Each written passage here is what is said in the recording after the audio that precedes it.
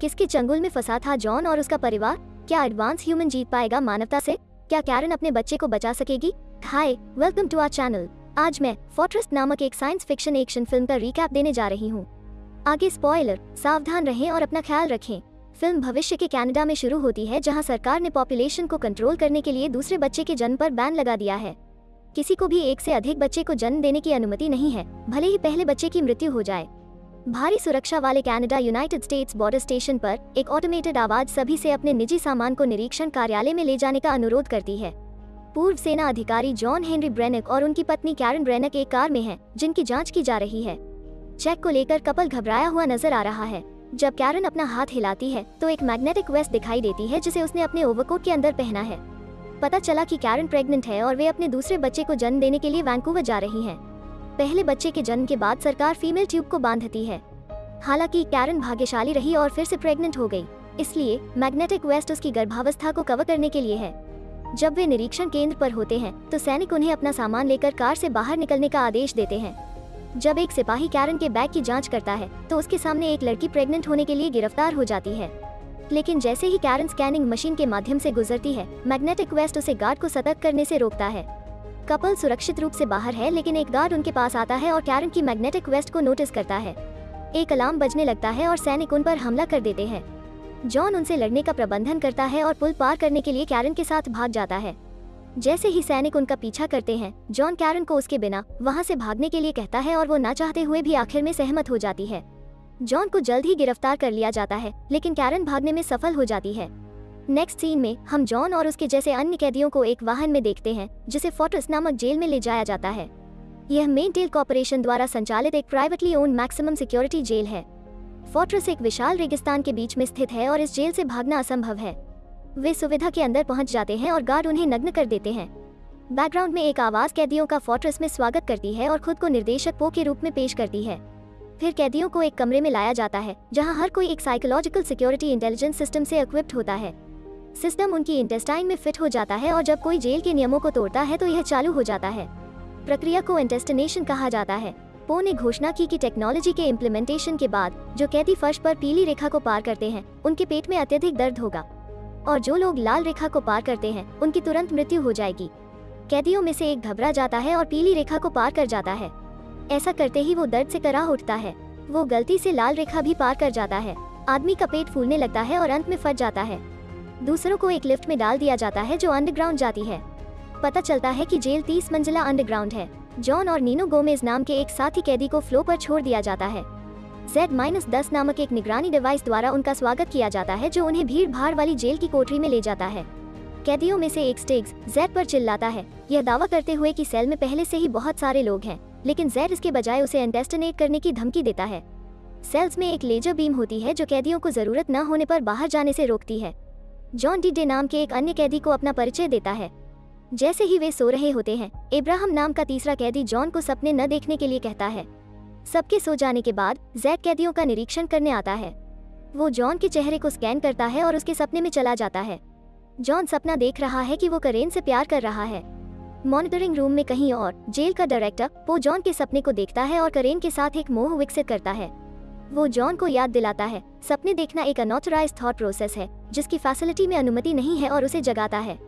उसके पेट में तेज दर्द उसे संघर्ष करने के लिए मजबूर करता है, जिससे यह पता चलता है कि उसे इंटेस्टिनेट किया गया है। अगले दिन कैदियों को अंडरग्राउंड कंस्ट्रक्शन में काम करने के लिए कहा जाता है। मैओक्स नाम का एक होमोसेक्सुअल कैदी नीनो का यौन उत्पीड़न करता है। जॉन उसके बचाव में आता है और मैओक्स से लड़ता है। जेड उनके पेट में डिवाइस को ट्रिगर करके लड़ाई को रोकता है। बाद में उन तीनों को एक छोटी लेजर सेल में रखा गया और पूछा गया कि लड़ाई किसने शुरू की। सच बोलने के लिए नीनो मैओक्स से बहुत डरता है। नीनो को बचाने के लिए जॉन झूठ बोलता है कि उसने खुद लड़ाई शुरू की थी। फिर उसे पो के कार्यालय में ले जाया जाता है, जहां इब्राहिम पो की दाढ़ी साफ कर रहा होता है। पो जॉन को कैरन के शावर का एक लाइव वीडियो दिखाता है। फिर उसे बताता है कि उसे जॉन के बाद गिरफ्तार किया गया था और साथ ही जेल भी लाया गया था। पो ने कैरन और जॉन को सजा के इंटेस्टिनेट किया। बाद में इब्राहिम जॉन को बताता है कि मंजिल ए और बी महिलाओं के क्वार्टर हैं, इसलिए कैरन भी वहां हो सकती है। फिर हम देखते हैं कि कैरन अपने सेल में एक साथी प्रेग्नेंट लड़की से बात कर रही है। जैसे ही उसके पेट में दर्द होने लगता है, 2 गार्ड उसे उठाकर ले जाते हैं। महिला वर्ग में सभी गर्भवती हैं। कैरन को पता चलता है कि फैसिलिटी उनके नवजात बच्चों के साथ कुछ करती है। पुरुषों के क्वार्टर में मैओक्स जॉन के साथ लड़ाई करता है। पुरुष एक इंटेंस बैटल में उतरते हैं क्योंकि सुविधा में हर कोई उन्हें देखता है, साथ ही पो भी अपने केबिन से। कैरन अपने पति को अपनी मंजिल से देखती है और हैरान रह जाती है। जब जॉन मैक्स को किनारे से धकेलता है तो दोनों पक्ष खून से लथपथ हो जाते हैं, लेकिन मैक्स कोने पर लटक जाता है। पो जॉन को मैक्स को खत्म करने का आदेश देता है, लेकिन जॉन इसके बजाय उसकी मदद करता है। पो मामले को अपने हाथों में लेता है और मैक्स को मारने के लिए एक हथियार का उपयोग करता है जो उसके पूरे पेट को उड़ा देता है, जिससे उसमें छेद हो जाता है। जॉन मैक्स के पेट के डिवाइस को फर्श से उठाता है और गार्ड द्वारा ले जाने से पहले चुपके से इसे नीनो को सौंप देता है। नेक्स्ट सीन में कैरन को एक कमरे में लाया जाता है, जहां जॉन को माइंड वाइप चैम्बर नामक एक विशाल मशीन में बांध दिया जाता है। पो ने उसे जॉन को उनके साथ कोऑपरेट करना का कहने के लिए भेजा होता है। वे थोड़ी देर बात करते हैं, लेकिन गार्ड जल्द ही उसे बाहर खींच लेते हैं। मशीन जॉन के साथ चलने लगती है, जिससे उसे हेलुसिनेशन हो जाता है। मैक्स को मारने के लिए निर्देशक पो के आदेश का पालन नहीं करने के लिए यह उसकी सजा है। जॉन का दिमाग धीरे धीरे चकराने लगता है क्योंकि वो सेना में अपना समय, अपनी शादी के दिन और इसी तरह के सीन्स देखता है। 3 दिनों के बाद पो कैरन को अपने सेल में आमंत्रित करता है। वो हैरान है कि जॉन ने इतने लंबे समय तक सर्वाइव किया है, क्योंकि मशीन पर अब तक का अधिकतम समय 1 घंटा है। वो कैरन को जॉन को मुक्त करने की पेशकश करता है यदि वो उसके साथ रहती है, उसके सेल में उसके साथी के रूप में। कोई ऑप्शन नहीं बचने पर कैरन सहमत हो जाती है।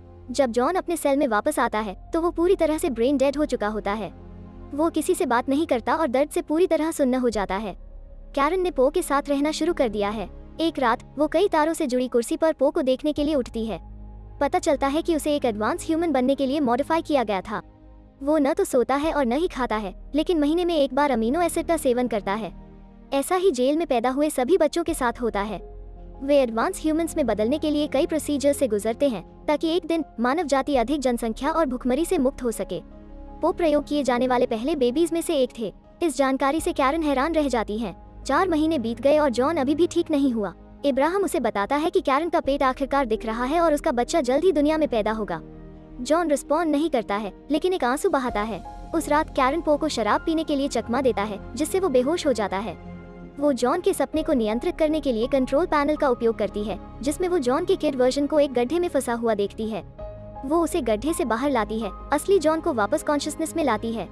उसके कैदी दोस्त उसे वापस पाकर हैरान और खुश होते हैं। जॉन इब्राहिम से कैरन के साथ जेल से भागने में मदद करने के लिए कहता है। इब्राहिम को संदेह है, लेकिन फिर भी वो जॉन के लिए ऐसा करने के लिए सहमत हो जाता है। इब्राहिम कैरन को जॉन के ठीक होने के बारे में बताता है। वो अपनी योजना की सफलता को लेकर बहुत खुश होती है। वो दावा करती है कि वो भागने में उसकी मदद कर सकती है और एक योजना तैयार करना शुरू कर देती है। बाद में नीनो जॉन को वो डिवाइस देता है जो उसने मैक्स के शरीर से प्राप्त किया था। जेल में आने से पहले उनका कैदी दोस्त डीडे कंप्यूटर का जानकार हुआ करता था। वो डिवाइस को अलग करने और उसका अध्ययन करने की पेशकश करता है। इसके बाद हम देखते हैं कि कैरन पो के केबिन से हीरे जैसा होलोग्राफिक लेंस चुरा रही है। वो लगभग पकड़ी जाती है, लेकिन डिवाइस को अपने मुंह के अंदर छिपाने में सफल हो जाती है। वो अगले दिन इब्राहिम को डिवाइस देती है और उसे जॉन को देने के लिए कहती है। इब्राहिम मुसीबत में नहीं पड़ना चाहता, लेकिन इसे एक एहसान के रूप में करना स्वीकार करता है। लोग लेंस को ट्रिगर करने और सुविधा के होलोग्राम को देखने के लिए सेल के सुरक्षात्मक लेजर बीम का उपयोग करते हैं। वे पाते हैं कि कंस्ट्रक्शन साइट के माध्यम से एक रास्ता है। अगली सुबह इब्राहिम लेंस को पो के केबिन में वापस रख देता है। पो ने कैरन को जॉन को तलाक देने और उससे शादी करने के लिए कहा। उसका दावा है कि वो उनके बच्चे को अपना मानेगा और यहाँ तक जॉन को मुक्त करने का भी वादा करते हैं। कैरन अपने पति और बच्चे से जुड़े इस प्रस्ताव को स्वीकार करती है। इस बीच डीडी यह पता लगाता है कि इंटेस्टिनेशन का डिवाइस कैसे काम करता है। डिवाइस मैग्नेटिक है और इसका उपयोग अन्य बॉडी से डिवाइस को बाहर लाने के लिए किया जा सकता है। वे प्रोसीजर की कोशिश करते हैं और जब यह काम करता है तो हैरान होते हैं। वे अपने सभी इंटेस्टिनेट के डिवाइसेस को बाहर निकाल देते हैं। अगले दिन पो को जेड द्वारा सुरक्षा कैमरा फुटेज देखने के लिए सतर्क किया जाता है, जहां वो देखता है कि कैरन लेंस चुरा रही है और इब्राहिम उसे वापस रख रहा है। वो यह देखकर क्रोधित होता है कि उसे धोखा दिया गया है, लेकिन जेड उसे सूचित करता है कि उसकी लापरवाही के कारण उसे बर्खास्त कर दिया गया है। इस बीच लड़कों ने अपनी प्लानिंग को इम्प्लीमेंटेशन में लाया। वे अपने इंटेस्टिनेट डिवाइसेस को कंस्ट्रक्शन एरिया में मेटल के पाइप से जोड़ते हैं और ऐसे पोज करते हैं जैसे वे लड़ रहे हों। जैसे ही जैक को लड़ाई के बारे में पता चलता है, यह इंटेस्टिनेट को ट्रिगर करता है, जिससे उसमें विस्फोट हो जाता है। यह उनके लिए पाइप के माध्यम से बचने का एक रास्ता बनाता है, लेकिन पोस्टीम वाल्व्स को एक्टिव करता है और उन्हें फंसाए रखने के लिए पाइपों में गर्म गैस भेजता है। वो स्ट्राइक क्लोन को भी एक्टिव करता है, जो फैसिलिटी के अंदर से ग्रुप पर फायरिंग शुरू करते हैं। वे अब पाइप में फंस गए हैं। कैदियों में से एक स्टिग्स घबरा जाता है और फिर से फैसिलिटी में जाने की कोशिश करता है, लेकिन क्लोन उसे गोली मार देते हैं। इस बीच इब्राहिम फैसिलिटी पर कैरन के पास जाता है, लेकिन इससे पहले कि वे कुछ कर पाते, पो उन्हें ढूंढ लेता है। वो इब्राहिम को मार देता है और कुछ सैनिकों को उसके बच्चे को उसके जैसे एडवांस ह्यूमन में बदलने के लिए ले जाता है। इस बीच जॉन और उसके साथी एक क्लोन को मारने में कामयाब होते हैं और पता लगाते हैं कि वो एक एडवांस ह्यूमन है। जॉन अपनी बंदूक लेता है और अन्य क्लोनों पर हमला करता है। क्लोन से जूझते हुए वे फैसिलिटी के अंदर पहुंच जाते हैं। अंत में वे एक लिफ्ट जैसी मशीन के ऊपर चढ़ने का प्रबंधन करते हैं जो उन्हें की ओर ले जाती। जब वे उन्हें भागते हुए देखते हैं तो जेल में हर कोई उनकी जय जयकार करता है। वे अंत में पो के सेल में पहुंचते हैं और कैरन से मिलने की मांग करते हैं। स्क्रीन में दिखाया गया है कि डॉक्टर उसके बच्चे को निकालने की कोशिश कर रहे हैं। जॉन ने पो को डिलीवरी बंद करने की धमकी दी, लेकिन जब से उसे बर्खास्त कर दिया गया है, सिस्टम उसकी आज्ञा नहीं लेता है।